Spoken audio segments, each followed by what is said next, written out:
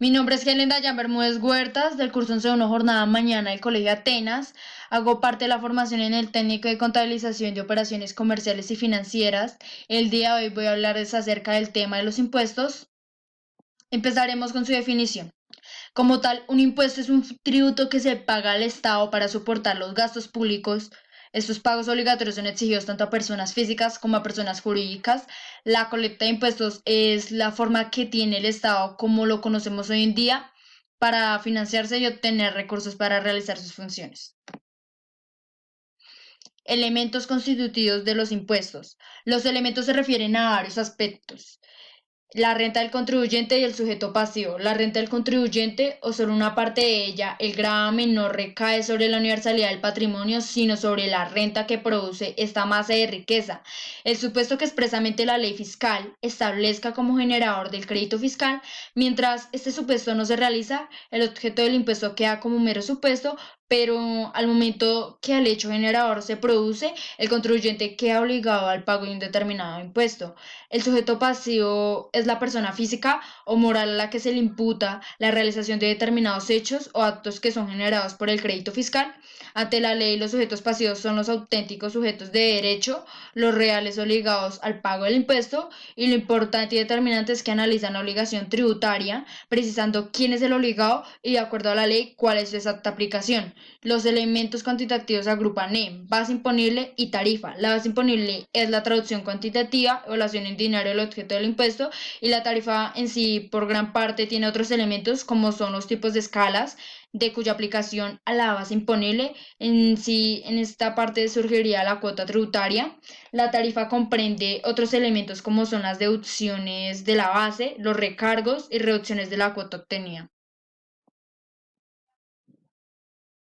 Características. La primera dice, son prestaciones a cargo de las personas físicas o morales.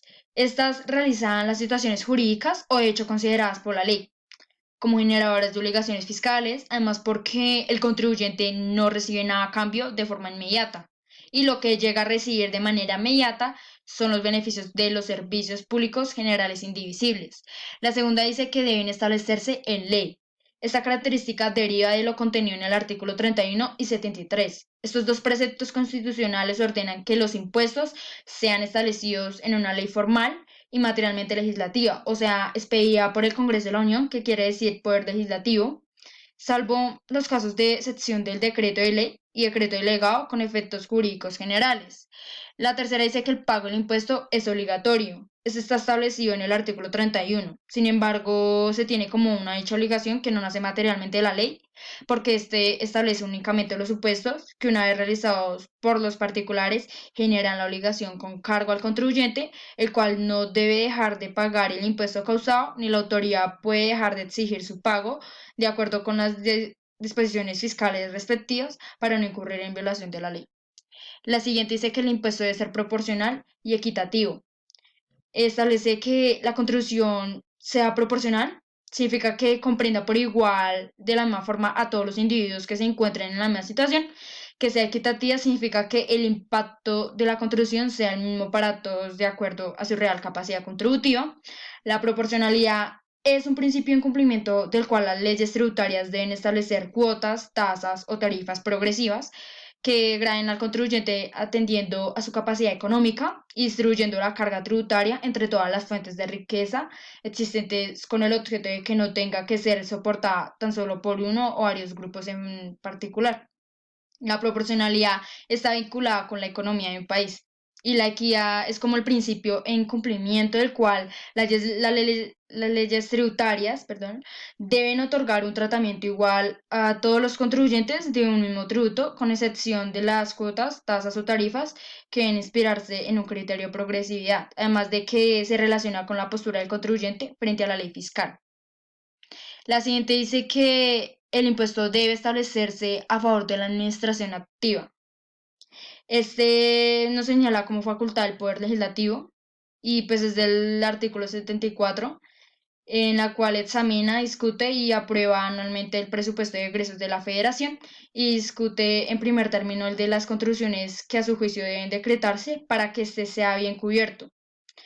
Y a su vez, en el artículo 73 señala como facultad del Congreso de la Unión imponer las contribuciones que sean necesarias para que sea cubierto el presupuesto, el cual es ejercitado por la Administración Activa de la Federación. Y por último, dice que el impuesto debe destinarse a satisfacer los gastos previstos en el presupuesto de egresos, lo que nuevamente en los términos que nos señalan los artículos 73 tanto como 74, el producto de los impuestos debe destinarse a cubrir únicamente los gastos previstos en el presupuesto de egresos de la Federación.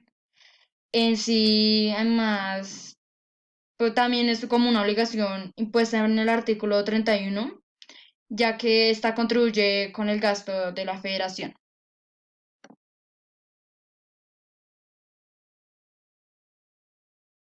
Clasificación.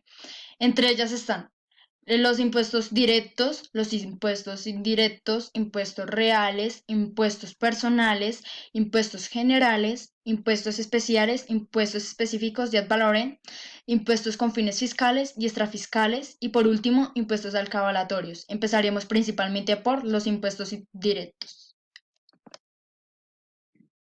Bueno, los impuestos directos son aquellos que no pueden ser trasladados o repercutidos, como ejemplo, impuestos sobre la renta, el predial o el que se aplica sobre herencias y legados, entre otros. Impuestos indirectos son aquellos que pueden trasladarse o repercutirse, como ejemplo, impuesto al valor agregado, los de importación o exportación, entre otros. Impuestos reales son los que establecen atendiendo exclusivamente a los bienes o cosas que graban, es decir, desentienden las personas, como ejemplo, el predial, el impuesto sobre tenencia y uso de vehículos o el impuesto sobre automóviles nuevos. Impuestos personales son los que establecen en atención a las personas, es decir, a los contribuyentes o a quienes se prevé que paguen los gravámenes, sin importar los bienes o las cosas que posean o donde provenga el ingreso grabado, como ejemplo el impuesto sobre la renta a cargo de los asalariados, honorarios, arrendamientos, etc. Impuestos generales son las que graban diversas actividades u operaciones.